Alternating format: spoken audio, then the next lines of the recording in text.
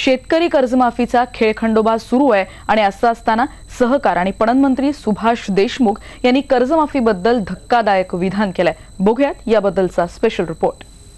काही गोंधळ नाही, आपणच गोंधळ करताय, कुठल्याही प्रकारचं गोंधळ नाही। काही गोंधळ नाही, आपणच गोंधळ करताय, कुठल्याही प्रकारचं गोंधळ नाही। देशमुख साहेब, गोंधळ आम्ही नाही, गोंधळ तुम्ही घालताय। ज्या शेतकरी कर्जमाफीकडे शेतकरी डोळे लावून बसलेत त्याची तुम्ही चेष्टा केली आहे। कर्जमाफीसाठी सरकार तयार नसतानाही तुम्ही दिवाळीत कर्जमाफी देण्याचा अट्टहास केला।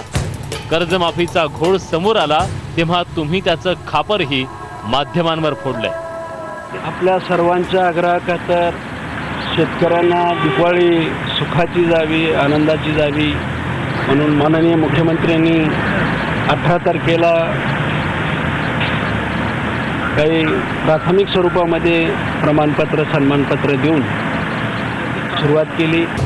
श्रेय लाटण्यासाठी कुरघोडी करण्याच्या नादात तुम्ही उघडे पडलात नव्हे, तुमच्यामुळे सरकारमधील मंत्र्यांना जनतेत जाण्यासाठी तोंड राहिलेलं नाहीये। 18 जानेवारीला 8,40,000ची यादी सांगितली, आज ती फक्त 1 लाखावर आली आहे। जवळपास 1,01,000ची यादी ग्रीन लिस्ट तयार झालेली आहे।